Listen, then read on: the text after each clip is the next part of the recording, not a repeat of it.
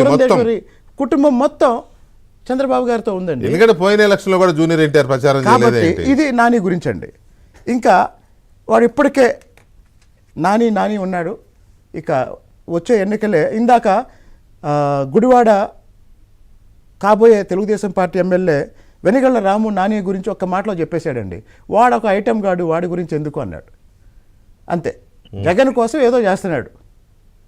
మీరు గమనించండి, రాజకీయ అవసరాల కోసం ఇట్లాంటి పనులు చేసిన వాళ్ళెవరు కూడా రాజకీయ చరిత్రలో ముగింపు చాలా భయంకరంగా ఉంటుంది, చాలా అవమానకరంగా, చాలా నీచంగా ఉంటుందండి. ఒక ఇంకోటి, రేపొద్దున నానిని కమ్మ సామాజిక వర్గం సామాజికంగా బహిష్కరించాల్సిన పరిస్థితులు వచ్చినాయి. సరే, ఇప్పుడు జూనియర్ ఎన్టీఆర్ విషయం చెప్దాం. మీరు ఇందాకేమన్నారు, ఆయన ఏదో బిజీగా ఉన్నాడు, మాట్లాడలేదు. ఇప్పుడు మీరున్నారు, హైదరాబాద్లో ఉన్నారు, మీరు ఒక బాధ్యతాయుతమైన పదవిలో ఒక స్థానంలో ఉన్నారు. నిజంగా రోజంతా బిజీగా ఉంటారు. న్యూస్ అప్డేట్ చేయాలంటే 24/7 మీరు పనిచేస్తూనే ఉండాలి. మీ కుటుంబ సభ్యులకో బంధువులకో ఎవరికన్నా ఏమన్నా అయితే మీరు స్పందించరండి. ఎందుకు స్పందించారు? ఉన్నారు అది అంతకన్నా సీరియస్గా మన ఇంట్లో మహిళల గురించి ఎవడో పిచ్చి కుక్క వాగితే మౌనంగా ఉంటారండి. ముమ్మాటికి జూనియర్ ఎన్టీఆర్ మౌనం తప్పు తప్పు తప్పు. అది మౌనం కాదు. ఎవరైతే ఎన్టీఆర్ కుటుంబంలో మహిళల్ని అవమానిస్తూ మాట్లాడారో వాళ్ళకి మద్దతు ఇస్తున్నట్టే ఎన్టీఆర్ వైఖరి ఉంది. అంతేగా సైలెంట్గా ఉంటే మద్దతు ఇచ్చినట్టే. సైలెంట్గా కాదండి. ఇంకో విషయం, ఇంత జరుగుతున్న తర్వాత కూడా వాళ్ళతో ఎన్టీఆర్ సంబంధాల్లో మార్పు ఏమి లేదు. అవునట్టుగా, అది నిజమేనా? వాళ్ళతో ఎన్టీఆర్ సంబంధాల్లో మార్పు ఏమి లేదు. ఇంకో విషయం గమనించండి, ఇప్పుడు చంద్రబాబు నాయుడు గారి కుటుంబం ఒకవైపు ఉంది, నాని వంశీ ఈ టీం ఒకవైపు ఉంది. మరి ఎన్టీఆర్ ఎవరితో టచ్లో ఉన్నారు రెగ్యులర్గా? దీన్ని బట్టి తెలిసిపోయింది అయితే లేడు, ఈ కుటుంబంతో లేడు. దీంతో చివరికి బాలకృష్ణ లాంటి పెద్దవాళ్ళతో కూడా లేడు వాళ్ళ కుటుంబంలో. ఇప్పుడు బాలకృష్ణ గారు, హరికృష్ణ గారి మరణం తర్వాత ఒక రకంగా చెప్పాలంటే కళ్యాణ్ రామ్ గారికైనా ఎన్టీఆర్కి అయినా నో డౌట్.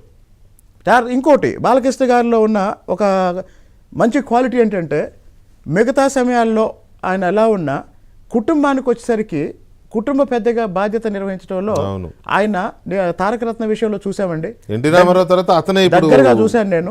అస్సలు ఈ బాలకృష్ణ గురించి అయినా సోషల్ మీడియాలో రకరకాలుగా చెప్పుకుంటారు అనిపించింది నాకు. అయితే జూనియర్ ఎన్టీఆర్ విషయంలో మాత్రం ముమ్మాటికి కొడాలి నాని మాట్లాడే ప్రతి మాట జూనియర్ ఎన్టీఆర్ మద్దతుతోనే మాట్లాడుతున్నాడు.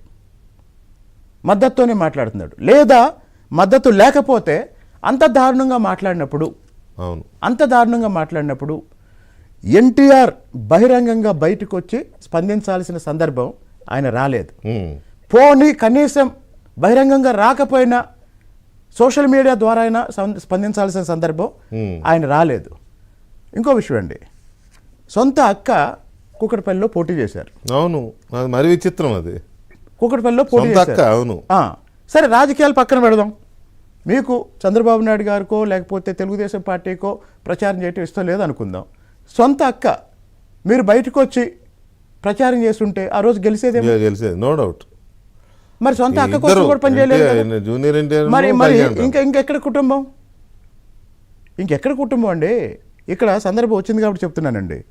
ఎన్టీఆర్ కుటుంబం అయినా రాజశేఖర రెడ్డి గారి కుటుంబం అయినా, ఎన్టీఆర్ రాజశేఖర రెడ్డి గారు వాళ్ళు కొన్ని దశాబ్దాల పాటు ప్రజా జీవితంలో కష్టపడి ఒక పేరు తెచ్చుకున్నారు.